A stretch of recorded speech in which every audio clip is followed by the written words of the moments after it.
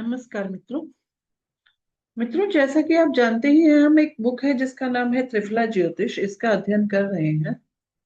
इसमें अब हम शतमंजरी राजयोग के बारे में पढ़ रहे थे। और जब शतमंजरी राजयोगों को पढ़ रहे हैं तो ये देख रहे हैं कि बहुत सारे, मतलब शतमंजरी मतलब 100 के करीब इन्होंने, देखिए ये चैप्टर है, राजयोग बताए हैं।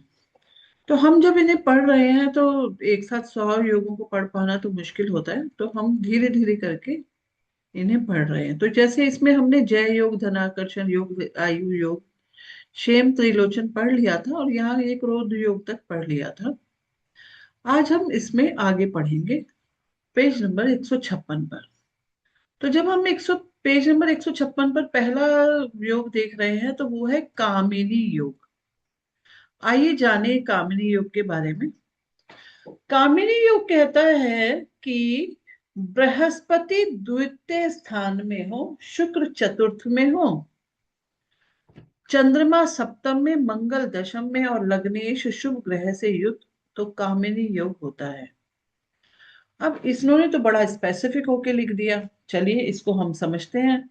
वो कह रहे हैं कि बृहस्पति द्वितीय स्थान में हो, तो यहाँ पे हम ले लिया चार्ट और बृहस्पति को द्वितीय स्थान में, अब इन्होंने कोई राशि नहीं बताई है, तो हमने क्या किया, बृहस्पति को द्वितीय स्थान में, शुक्र का दशा चौथे स्थान में, चंद्रमा सप्तम में,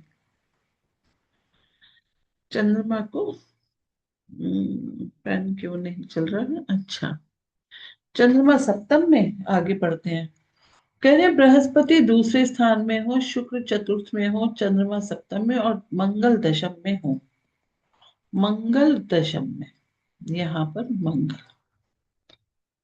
ठीक है। आगे बोलते हैं और लग्नेश शुभ ग्रह से युक्त हो, तो लग्नेश कोई भी हो जाए, माना काल पुरुष की कुंडली में अगर करते हैं तो मंगल ही हो जाएंगे। तो अगर हम यहाँ पे कौन सा लें जो ये चारों ग्रह ना बने, तो हम क्या करें, शनि महाराज को ले लेते हैं।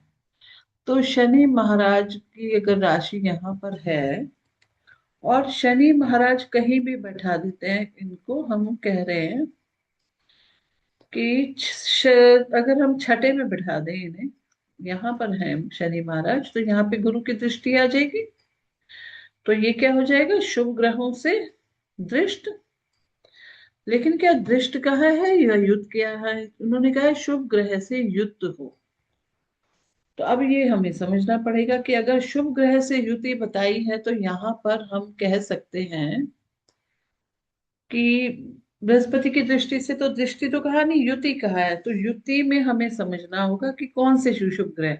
शुभ ग्रह होते हैं चंद्रमा, शुक्र, गुरु,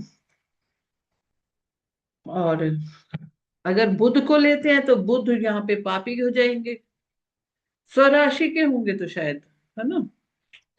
तो ये हमें यहाँ पर मकर, किसी और स्थान पर अगर हम शनि महाराज को देखें, यहाँ ना बिठाकर कहीं और बिठाएं और वहां पे यहीं पर हो शुभ ग्रह से युक्त, तो अगर हम चंद्रमा के साथ इनको बिठाते हैं तो ये शुभ ग्रह से युक्त हो जाते हैं। या फिर गुरु के साथ ही बिठा दें तो भी ये शुभ ग्रह से युक्त हो जाएंगे। ठीक है, तो इस ऐसे समझ लेते हैं। चलिए, तो अब उसका रिजल्ट पढ़ लेते हैं कि कामिनी योग होता है, तो ऐसा व्यक्ति दीर्घायु और भाग्यशाली होता है। कहने का मतलब ये है कि दूसरे स्थान पर अगर बृहस्पति देव हैं तो व्यक्ति को बोल, उसके संस्कार बहुत अच्छे होंगे। दूसरा स्थान तो संस्कारों का होता है ना, कुटुंब का है, तो उसके संस्कार बहुत अच्छे होंगे। शुक्र अगर चौथे घर में है तो उसके घर में बहुत सुख सुविधाएं होंगी, उसको शुक्र को यहाँ पर बल भी मिलता है, डायरेक्शनल स्ट्रेंथ होती है। चंद्रमा को सप्तम में कह रहे हैं तो चंद्रमा लगन को देखेंगे तो सौम्यता रहेगी। मंगल दशम में तो मंगल को डायरेक्शनल स्ट्रेंथ रहेगी। लग्नेश शुभ ग्रह से युक्त हो जाए तो कामनी युग होता है। तो ओवरऑल जितने भी ग्रहों के बारे में बताया है, बृहस्पति, शुक्र, चंद्रमा और मंगल, वो एक ऐसी स्थिति बता दी है कि काफी अच्छा रहे। अब बात आती है अगला जो बोला है योग, वो है अमरक योग। अमरक योग में क्या बोला, यदि सप्तमेश और नवमेश बलि होकर अन्य अन्य स्थान में हो तो अमरक योग होता है।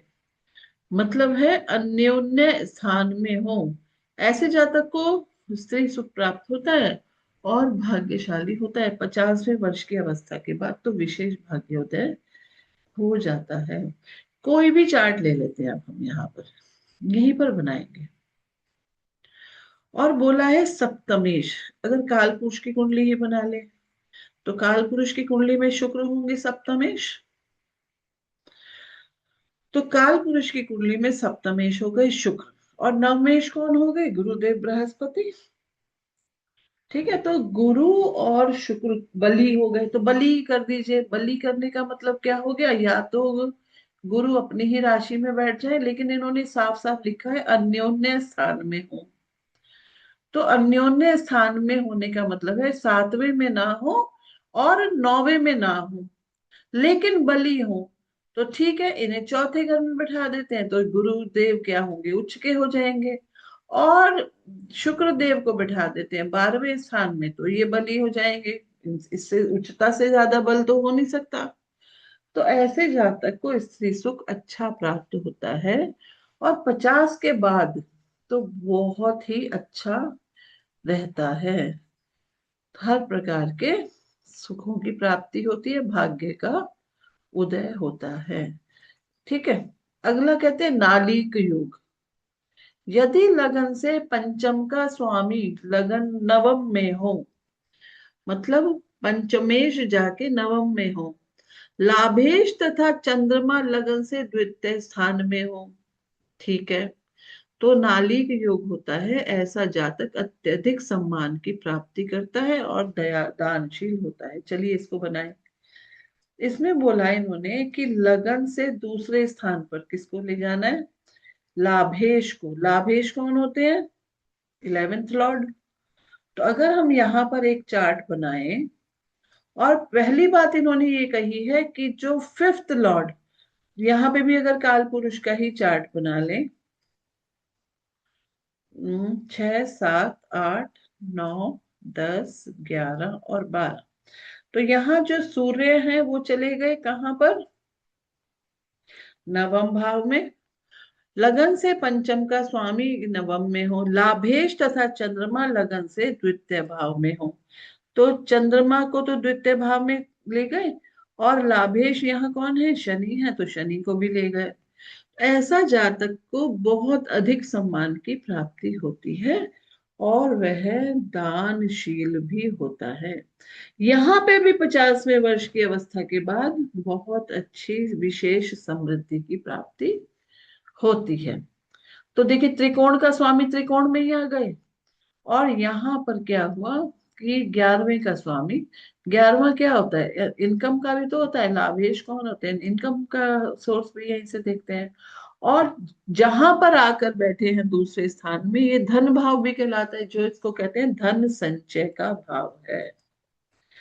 ठीक है, तो अच्छी समृद्धि हो जाती है 50 की आयु तक, और काफी अच्छा जीवन व्यतीत होता है। अब आता है भद्र योग। भद्र को योग समझते हैं, चंद्रमा और बृहस्पति लगन से द्वितीय में हो। ठीक है, चार्ट हम यहाँ बना लेते हैं ऊपर, यहाँ पे अच्छा पेन चल रहा है तो यहीं पे बना लेते हैं। ठीक, जिससे हम साथ साथ पढ़ते भी जाएंगे और समझते भी जाएंगे। तो आगे लिखा है, क्या लिखा है देखिए, चंद्रमा और बृहस्पति लगन से द्वितीय में हो, तो सेकंड हाउस में चंद्रमा और गुरु दोनों आ गए। लगन से दूसरे स्थान का स्वामी लगन से एकादश में हो, तो यहाँ अब हमें ये देखना पड़ेगा कि लगन से दूसरे भाव का स्वामी कौन बने। तो हम कहते हैं धनु लगन का चार्ट है, और धनु लगन के चार्ट में जो सेकंड लॉर्ड होते हैं वो शनि है, तो शनि यहाँ पर 11वें भाव में आ गए। तो क्या कहा है, दूसरे स्थान का स्वामी लगन से एकादश में हो और लग्नेश शुभ ग्रह से युक्त हो, तो यहाँ पे गुरु, गुरु खुद ही शुभ ग्रह है, तो किसी और दूसरे ग्रह से युक्त, अच्छा, या तो गुरु और चंद्रमा दोनों एक साथ हमने कर ही दिए। ठीक है, आगे का पढ़ा ही नहीं था। लग्नेश शुभ ग्रह से युक्त हो तो भद्र योग होता है, इसको कहते हैं भद्र योग होना। ठीक है, तो इसको किसी और चार्ट पे भी चेक किया जा सकता है। अब हमने यहाँ पे क्योंकि गुरु को ही लग्नेश बना दिया था, तो यहाँ पे अब हम लग्नेश क्या करते हैं, किसी और को बना लेते हैं। चलिए शुक्र को बना लेते हैं। तो अगर लग्नेश की शुक्र की राशि है, तुला राशि का लग्न है, तो हम तुला राशि से इसको चेक करने की कोशिश करते हैं।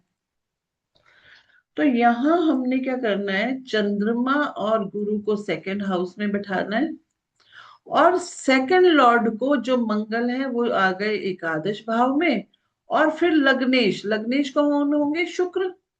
तो शुक्र शुभ ग्रह से, इन्होंने क्या कहा है, शुभ ग्रह से युद्ध हो। तो इसका मतलब है कि चंद्रमा और गुरु के अलावा कौन से वो हुए, तो शुक्र खुद ही हुए। तो शुक्र को हम किसी भी हाउस में बिठा देते हैं, और वो शुभ ग्रह से युत हो, तो कौन बचे शुभ ग्रह, बुध को बना लेते हैं यहाँ पर शुभ ग्रह। ठीक है ना, तो शुभ ग्रह अगर बुध है, तो अब शुक्र के साथ बैठेंगे तो शुभ ही रहेंगे ना। पीछे वाले एग्जाम्पल में हमने क्या कहा था, कि बुध शनि के साथ बैठ जाएंगे तो वो पापी हो जाएंगे, लेकिन यहाँ शुक्र के साथ बैठ के पापी नहीं होंगे बुध।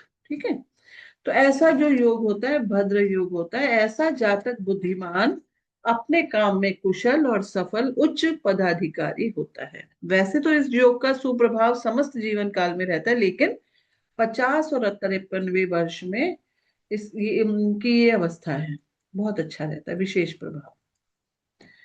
अब इन्होंने कहा एक और योग है धम्म योग, इसको भी समझेंगे। धम्म योग में क्या कहा गया है, यदि शनि अपनी उच्च राशि में लगन से दशम स्थान में हो, तो ये तो अब इन्होंने ये अच्छा किया, ये क्लियर कर दिया। क्या क्लियर कर दिया कि कौन सी राशि में कहाँ पर है, अदरवाइज हमें फिर लग्नेश चेक करने में थोड़ी सी परेशानी आती है। चलिए हम इसके लिए चार्ट बना लेते हैं। अब शनि की जो उच्च राशि होती है वो कौन सी होती है, तुला। तो सिंपली इन्होंने बता दिया कि दशम भाव में 7 नंबर राशि है, वहां पर शनि महाराज है। और कह रहे हैं लगन से दशम स्थान में हो, मंगल जिस नवांश में हो उसका स्वामी मंगल से नवम या पंचम में हो तो धूम योग होता है। अच्छा, अब यहाँ पर धूम लिखा है, यहाँ धम लिखा है, तो यानी कि ये धूम या धम जो भी है वह, यह उत्तम भाग्य योग है। इसका विशेष प्रभाव 58 से 67 वर्ष की अवस्था में होता है।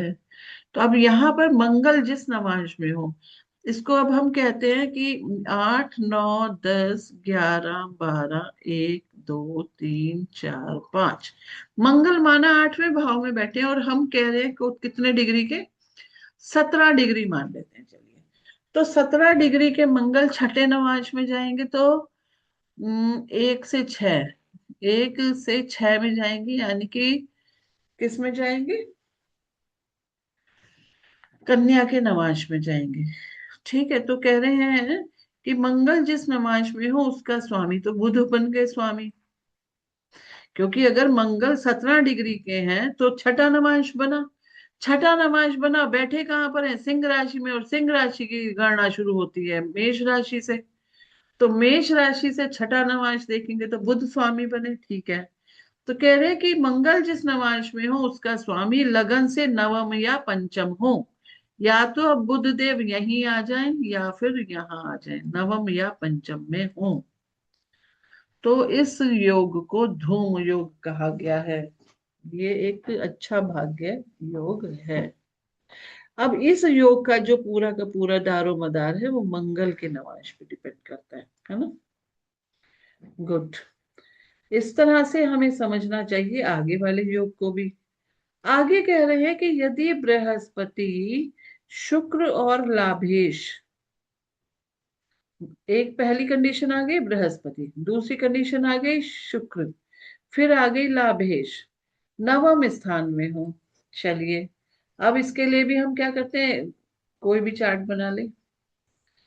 अब इन्होंने नवम स्थान में भी बोला है, कोई ऐसा तो बोला नहीं कि इसी लग्न में हो इसी में ना हो, तो हम कह रहे हैं कि तुला लगन ही है, 7 8 9, 10, 11, 12, 1, 2, 3, तो 3 नंबर राशि में कौन कौन हो? बृहस्पति हो, शुक्र हो, और लाभेश कौन बनेंगे यहाँ पे? सूर्य।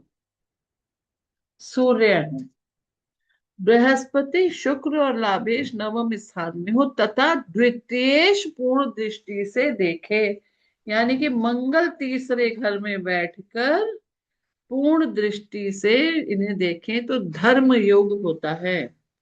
अब इसके फल दिए अगले पेज पे। ऐसा व्यक्ति दानी, संग्राम में रुचि रखने वाला और जयी, जयी होने का मतलब विजयी होता है। तो काफी इंटरेस्टिंग योग इन्होंने यहाँ पर इस चैप्टर में बताए हुए हैं। आप इनको अपने चार्ट पे देखिए, अपने बच्चों के चार्ट पे देखिए, दोस्तों के चार्ट पे देखिए, और अगर ये योग आपको वहां मिलते हैं तो आप उनके बारे में बहुत अच्छे से बता सकते हैं। आशा है ये वीडियो आपको अच्छी लग रही होगी।